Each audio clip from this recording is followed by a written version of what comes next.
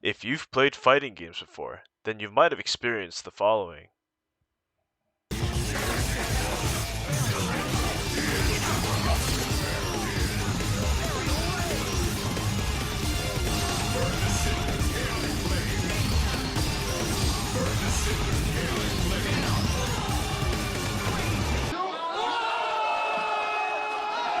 Sit your ass down, boy!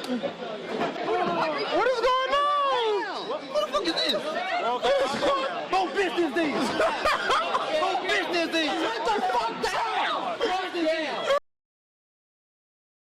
Now, after viewing that footage of what it's like to play fighting games, you might be thinking to yourself, why would I ever get myself involved with the fighting game community?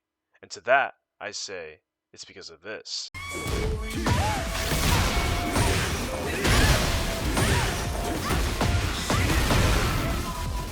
And this.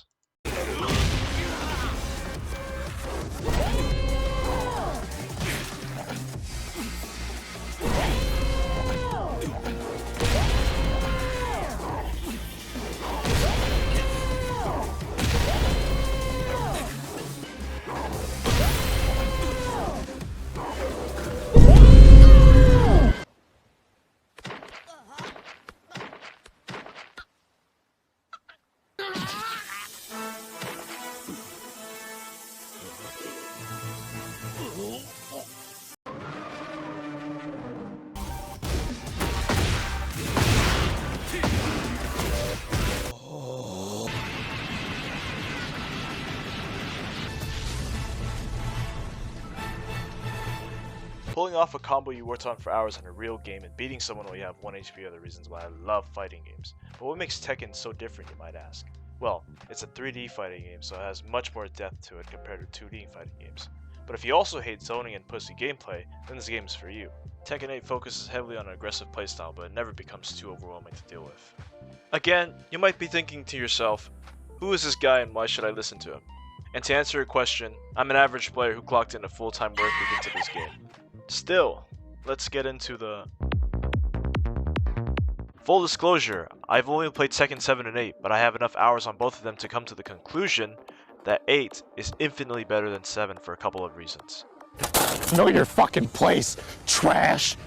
For starters, this game feels way more polished than Tekken 7. For example, there are certain moves that ducked highs and for some reason it counted Dragunov's wall running too, even though it was a mid. Tekken 8 fixed most of these issues. And with that said, it's way more fun to play than Tekken 7. Sure, there's a handful of annoying characters, but it's not enough to take away my enjoyment of the game.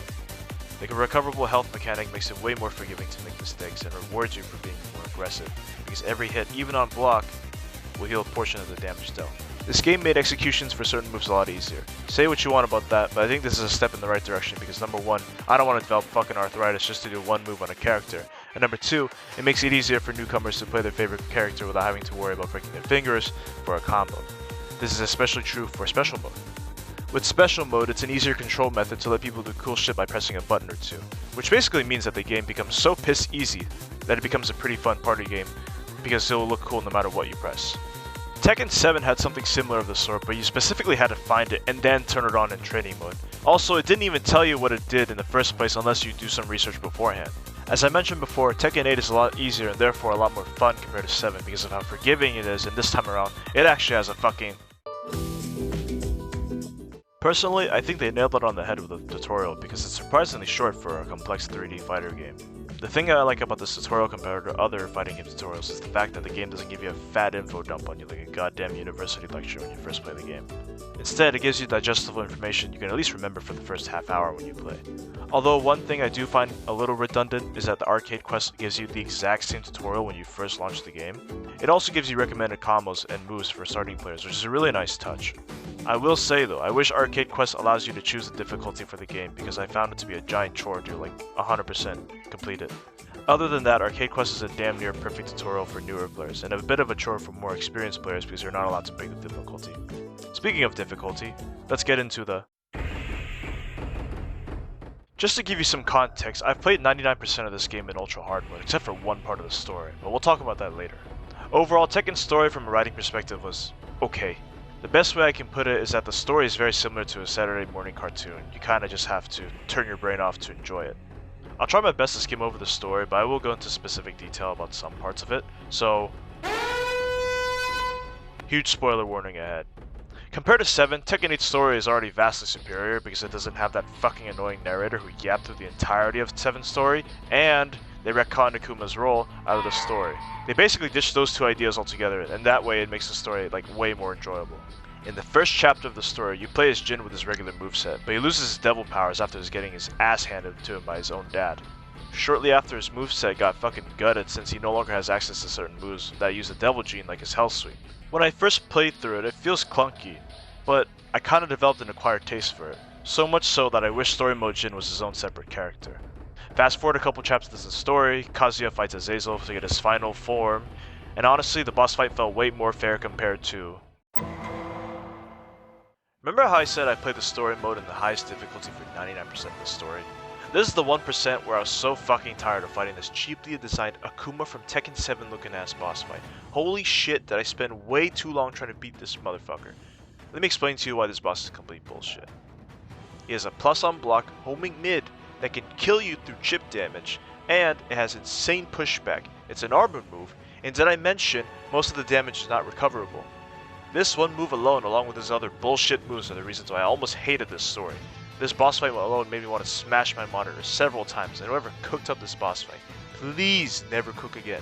At least you only have to fight him once, right? Is what you're probably thinking if you already haven't been spoiled from YouTube. But no, you have to fight him on 4 different fucking occasions. Once I found out I had to fight him again, I lowered the difficulty just to get it over with. However, once you've trudged through all that bullshit, the game rewards you with not 1, but 2 of the most sweetest endings in the game. Let me start off this segment by saying this is easily the best chapter in the entire story. Everything from the lighting, choreography, voice acting, and this presentation are top notch. Like, holy fuck, this is peak Tekken. Just 2 Yakuza looking ass dudes beating the shit out of each other while the soundtrack drops and just pumps you full of testosterone. Wait. Pause. But yeah, everything about this last scene is pretty fucking awesome. I won't talk about it too much because I want you to experience this for yourself. However, from a gameplay standpoint, this is a vast improvement over the bullshit that is fighting True Devil Kazuya. Finally, with the story out of the way, there are a couple more things to talk about. Let's have a look at...